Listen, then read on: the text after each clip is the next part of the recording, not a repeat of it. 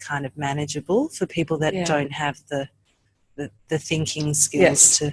What are some of the things that might happen if you taught this lesson to people who weren't following in a happy kind of way? What are the things that might happen emotionally here? I guess if they get frustrated with it, it'll stop being a flow in and out and more of a and that won't help their balance. That'll create more static, possibly, kind of potentially, I guess. What else? Feel sick? Migraine, tension, stress,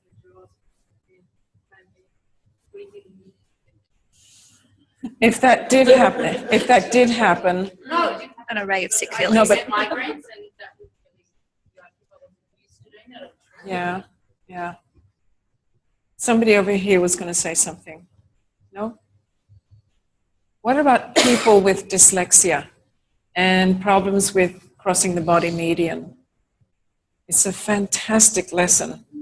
It needn't be as long and as complex as this, but just coordinating the bell hand. See, the sphincters actually are in the reptilian brain. They're in the old brain at the back of the head.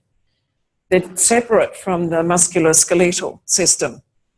So when you close one eye like that and the anus, and you add it to the mouth, and you get all of those. I wouldn't put the mouth in, for example. That's really difficult. Sometimes people get angry. You can see them getting angry because they can't coordinate everything. It's too much. Then you definitely pull it back a little bit. Anything else?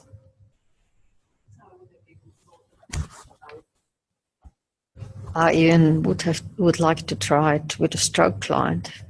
I didn't hear that. I would like to try it with stroke, with ABI. You'd like to try it? With a stroke. With a stroke person? And ABI, acquired brain injury, where the left-right is often very difficult, but more simplified. You could work with the side that can function in a stroke, for example. Try it. I will. Yeah. Any other questions or comments? Turning prone and trying to contract my buttocks was really hard. Yes. That's the hardest thing to do. Yeah. But the more you work with it, the easier it's going to get.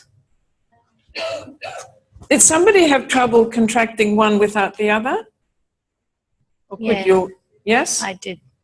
And I also find it difficult in sideline. I couldn't feel anything. There was no contraction. Did someone feel it? That's the weirdest feeling. Okay. Yeah. Okay, that's fine then. I'm not alone. Yeah. So I found trouble on my back. I was easier prone. So, yeah. Interesting.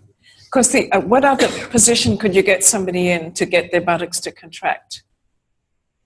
Really easily. Sitting? Yes. Sitting, yeah. Sitting with the legs long. And when I teach that to older people, for example, they sit against the wall with their legs long and they go bouncing up and down as if they're on a horse. They love it. But when people have a weak pelvic floor, especially things like fecal incontinence, when people don't know when they're going to do a poo, they have no warning. This is the lesson from heaven for them. I had a client in Amsterdam who had fecal incontinence due to a surgical mishap. And this was a woman who was in her 70s, very cultivated woman, very elegant, couldn't go out, couldn't go in the tram, couldn't go to the movies or the theater so her life had changed very dramatically. She could wear a pad, but it's the smell that's, it's terribly embarrassing. And I thought, I wonder if I taught her the buttock lesson and the sphincter lesson. And so she sat on the table with her legs long, and we worked with it very carefully with the eyes, indirectly. And then I thought I'll add the anus. Now, she did not have an anus that responded to her brain at all. And it moved. It was so exciting for her. And we both sat there weeping because it was just, I mean, it's huge if you have a sphincter that's not working. And it was just amazing. So this movement of the bell hand is analogous in the brain to a movement of the sphincter. Yes, it's analogous in the brain. So just opening and closing. I mean, if I did the whole lesson, you would be using your feet, your hands, your eyes, the roof of your mouth, your tongue. Did I say hands? And pelvic floor.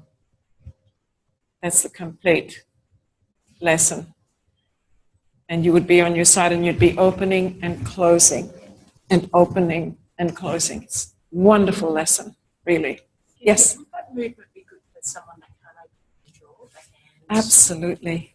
Absolutely. Especially the tongue coming in and out. Yeah. Yeah. Che cosa? I was just saying that there's a set of lessons from Aruti along. Yes. And she does the sphincter, which is fantastic. Yes. Yes, she was a great inspiration to me.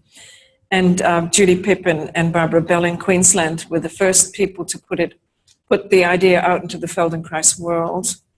And I took it to Europe. And it's the taboo subject. You know, I looked through all of Moshe's work to see, does he mention the pelvic floor? One lesson, and that is the preparation for headstand. He talks about the pelvic floor. It's interesting.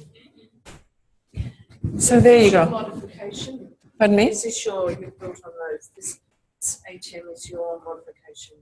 It's a mixture of AY13, which is called buttocks, and I've added my bits and pieces and Ruthie's bits and pieces. And so it's a kind of Heinz variety lesson, but it works very well. Yeah. It's good for headaches too. Gets rid of headaches. How did you go with the eye floating, like sinking back? And isn't that amazing? So is that like looking in the distance and then looking at something close? Actually feeling that you can push the eye forward and you can drag it backwards. It's a movement that I never knew was possible. I was thinking of the analogy of the eyes popping out when you're like surprised. So when I was doing it, I was thinking of surprise. Yes, yes. But some people do talk to you like that, don't they? And you feel like backing up. I found I had to really soften to be able to get the eyes forward. Like it was hard. If I did it too much effort or something, they wouldn't move forward. But when you said something like, there's some cue that you had given. Having the muscles pull the eye back? Yeah, you said let the eyes float back again. And then Yes. float forward or something. Yes. That just felt so much easier. Yeah. The more you teach this, the more clues you get about how to teach something like this. Yeah. Why do people get angry? Don't ask that question.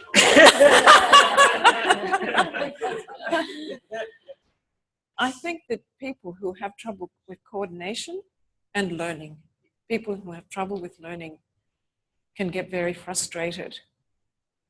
And yes. I wonder if it goes the other way as well, in that squeezing like if you have any anger, if that squeezing reminds you of your anger and you could just go into that quite easily there, because at times when I have had anger in my life, Yeah. the body just wants to tense up. Yeah. So if you are tensing it, maybe sometimes either it's you're frustrated that you're not coordinating, but it could just bring it back, I feel. Yeah, it's different for everybody. I mean, I was dyslexic as a child, and when I started doing these left-right things, I really sort of became almost kind of spastic in my mouth responded to this lesson. When I stood up, I really felt like my head was laterally translated left, like it was sitting. Really? Yeah, it was over here somewhere.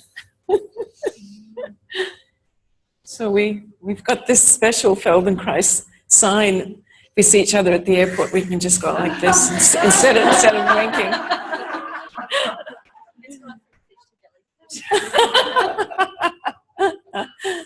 Okay, it's also a very good lesson for singers and to improve the voice. Yeah, fantastic. Would this be good for if you're right side dominant? Could you just do more on the left side? Sure. On the right side? And the way to do that would be to notice if you work harder on one side than the other. Can you make the movement equal on both buttocks, both eyes, both hands? So good for singers, you say? Fantastic for singers. Anything with the pelvic floor is fantastic. I actually found it, I don't know why, I found it quite emotional. Like when Yes. I did it, not during it. And I think maybe it's because it's one of those lessons that are profound. It's profound. I don't know why. Because it's pre-verbal. It's some lessons you get up and you walk around, but this one it's kind of like, I don't know. You started off with the mouth thing and it took me 30 seconds and I coordinated so well and everything else just coordinated so well, but it's just one of those, I don't know, can't explain it. I don't find much emotion in Feldy, I have to say. But you did with this lesson? I did. She had an emotional response to this lesson and doesn't normally have an emotional response. Well, I mean, it's very primitive. Wouldn't that also in yoga and stuff? You can, but in Feldy I don't. So there you go. There you go. They got me. I don't know. But what I was thinking of was even when a baby drinks, it needs and cats need and it's this opening and closing a lot. Maybe it goes back to that. It's a very primary response. And babies, breastfeeding babies also, they the fingers. They work, yes. Yeah.